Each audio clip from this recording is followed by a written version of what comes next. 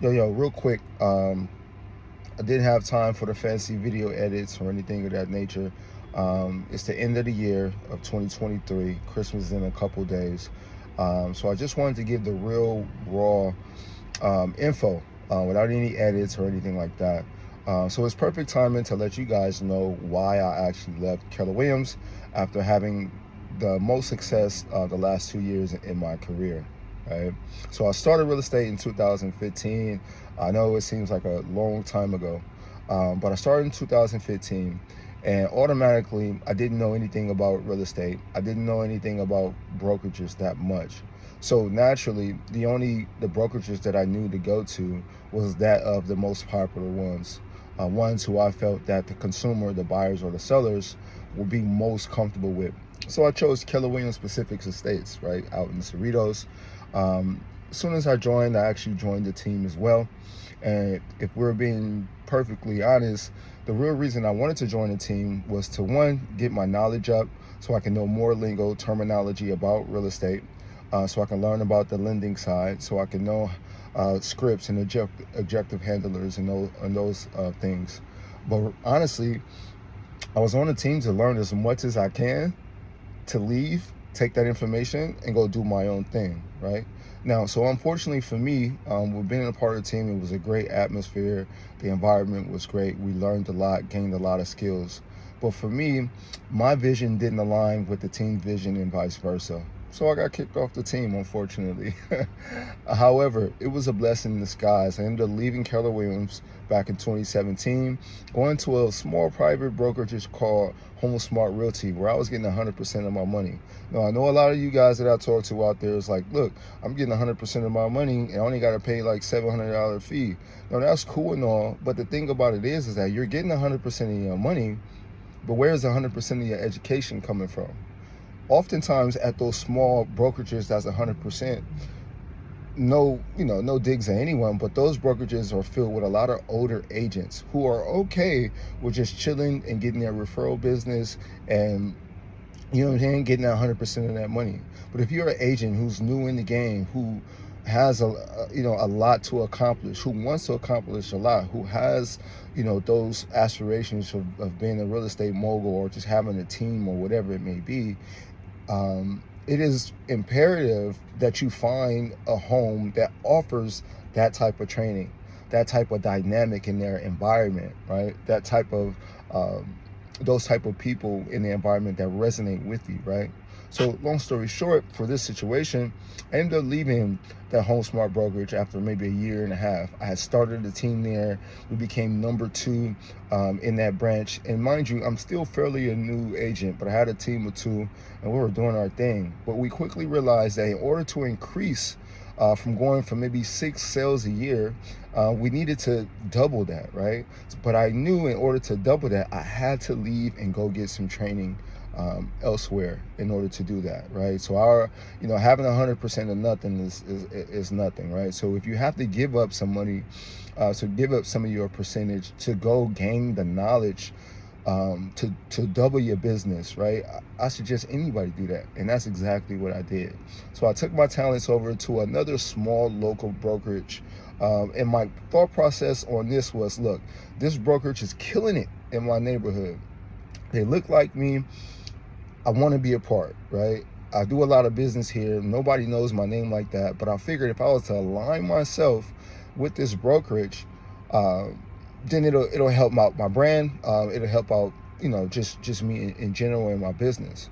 So I went to the brokerage, and it was okay. I was promised a couple things and just didn't turn out, right? The environment was that of people who resonated and looked like me, but it was not a lot of consistency there with the training and everything like that. So,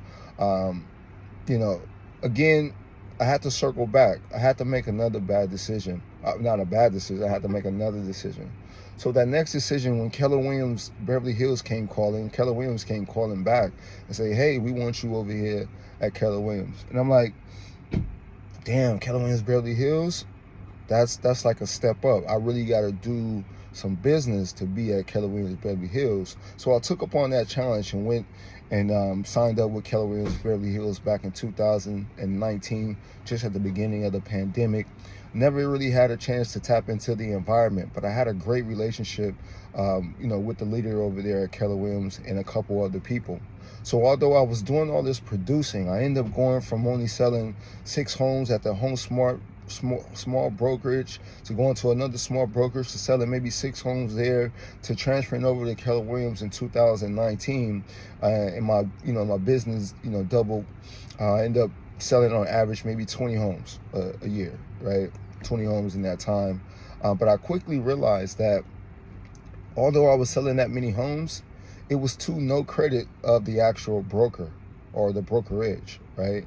We couldn't really tap in all the way because of COVID. But when I was tapping in, the messages and the information and the stories and how other people was getting business really didn't align with how I was getting business, and really didn't align with my consumer base, right?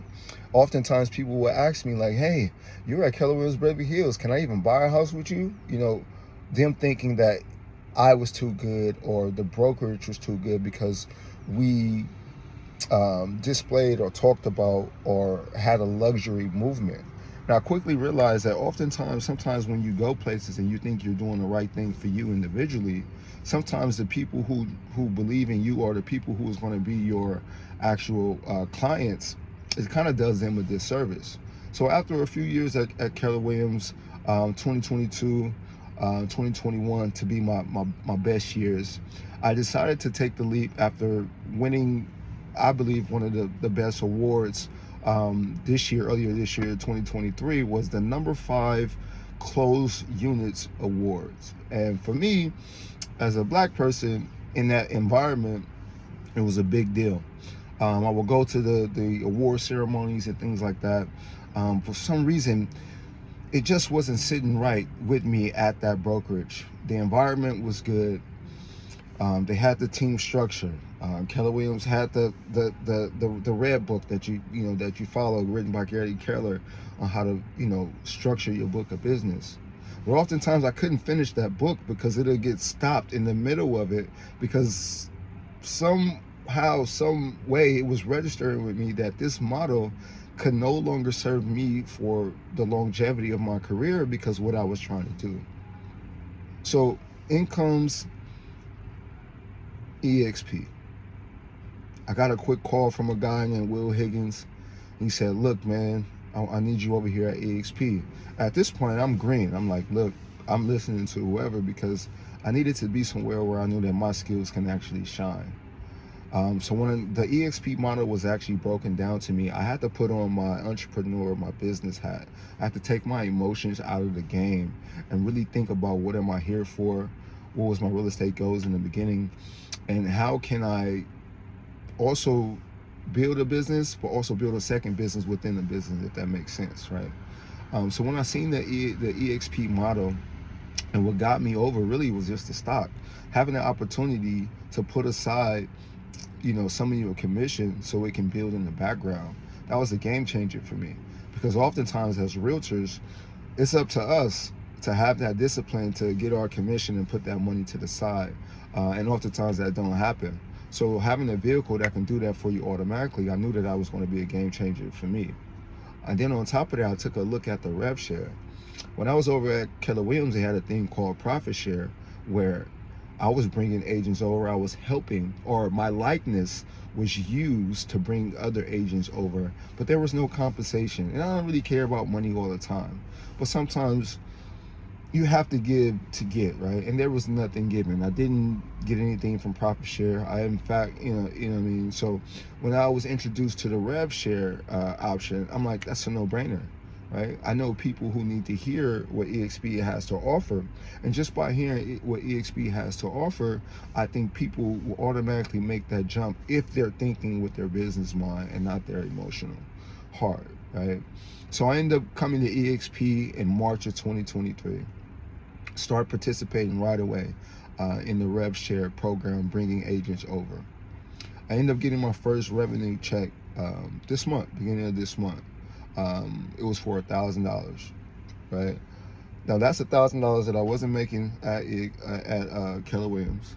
That was $1,000 free and clear that I wouldn't be making with investment properties, right? Because frankly, a lot of investment properties don't yield a profit in its first couple of years, right? And sometimes, if the profit is there, it's maybe like $100, $200, something like that.